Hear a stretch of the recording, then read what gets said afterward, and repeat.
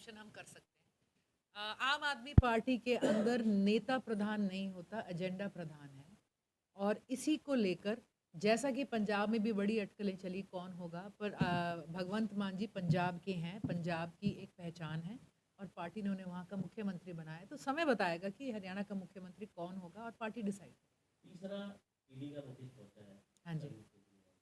और तीसरे नोटिस का भी उन्होंने वही जवाब दिया जो पहले का दिया है कि ये इतने कैजुअल, इतने हल्के और इतने हम कहेंगे कि जो है प्रोटोकॉल के बिना इस तरह के नोटिस ना भेजे जाएं। उन्होंने एक ही सवाल करा, आफ्टर ऑल अरविंद केजरीवाल जी एक प्रदेश के मुख्यमंत्री हैं और उनके प्रोटोकॉल्स हैं, तो उन्होंने कहा मुझे किस कैपेसिटी में समन करा गया है, गवाह की तरह करा गया है कि कसूरवार की तरह करा गया है, एक पार्टी के संयोजक की तरह करा गया है, प्रदेश के मुख्यमंत्री की तरह करा गया है एज ए इंडिविजुअल। तो इन सारी बातों की गैर उपस्थिति में ये साफ है कि ओवरनाइट जो समन्स बनाए जा रहे हैं they are politically motivated, not truth motivated. अगर नोटिस को मतलब पत्राचार चल रहा है कि भी मुझे क्यों करा और मुझे किस लिए किया, तो उसकी वजह तो अगर जाके वहाँ पे अगर पाक साफ है इस मामले को लेकर, पर्टिकुलर इस मामले को, तो वहाँ पे जाके अपना पक्ष रखते हैं और अपना बयान दे दें। देखिए जी, अगर वहाँ पर किसी को पाक साहब को इंसाफ मिलने की उम्मीद होती तो हम ये कदम उठा सकते थे।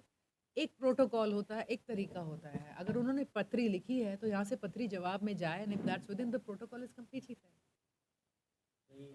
मुख्यमंत्री को तो अंदर करने की तैयारी नहीं है। ये तो आपको भाजपा से पूछना पड़ेगा। वैसे सारी जनता, ये तो जनता को वैसे इस बात का अंदेशा है और इस ये सवाल आई थिंक भाजपा को ज़्यादा बनता है कि उनकी क्या उनकी मंशा है। लेकिन जब से उन्होंने सत्येंद्र जैन जी को अंदर डाला है, 1.5 साल से ऊपर हो चुका है, ही इज़ इनोसेंट स्टिल, वो कुछ प्रूव नहीं कर पाए हैं और हमारा पूरा लीगल सिस्टम कहता है innocent until proven guilty.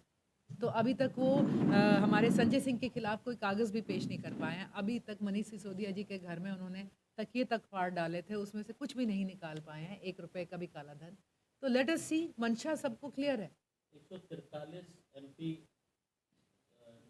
Dismiss करें। मतलब इतिहास में बहुत बड़ा ये अक्षरों में लिखा जाएगा। ये जो मोदी जी ने इमारत बनाई है, जो ये कह रहे थे कि हमारी डेमोक्रेसी का हमारा सबसे बड़ा मंदिर है, इस मंदिर में हम कह सकते हैं कि जो एक ग्रंथ रखा होना चाहिए था संविधान का, शायद आज तक वो नहीं है, ना ही उसकी आत्मा वहाँ बसती है। जिस दिन हमारी इस बिल्डिंग का इनॉग्रेशन हुआ था संसद का, मैं समझती हूँ बड़े अपशगुन में हुआ था। बाहर ये इधर मोदी जी इसका रिबन काट रहे थे और बाहर हमारे देश की बेटियाँ जो थी, हमारे पहलवान, वो ज़मीन पर झंडे के साथ गिरी हुई थी और उनको पुलिस के पैर कुचल रहे थे। उसने, मैं कहूँगी, कहते हैं ना कि मॉर्निंग टेल्स द डे, उस एक घटना ने इस संसद की पूरी नीयत और उसको क्लियर कर दिया था।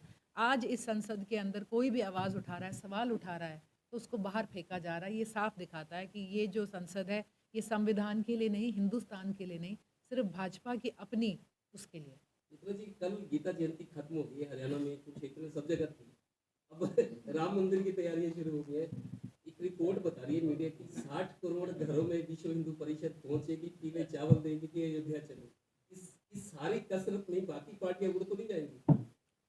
देखिए, पहली बात तो हम समझते हैं कि जैसे वेपनाइजेशन ऑफ रिलीजन नहीं होना चाहिए। राम तो सबके हैं, 80% देश हिंदुस्तान जो है हिंदू है, तो राम तो सबके हैं इसके अंदर। और मैं समझती हूँ उनका जो मंदिर बन रहा है, कोर्ट ने एक प्रक्रिया को क्लियर करा गया था, ड्यू प्रोसीजर से ड्यू टाइम पर वो अपने आप बन रहा है। इसको कोई पोलिटिसाइज करे, फ़ायदा उठाए, इसमें आई एम श्योर भाजपा चूकेगी नहीं। लेकिन राम सबके हैं, उनके मंदिर बनने की खुशी सबकी है। और मैं समझती हूँ कि लोग कहीं ना कहीं समझेंगे कि राजनीति और रिलीजन दोनों को अलग करके चलें। इंडिया गठबंधन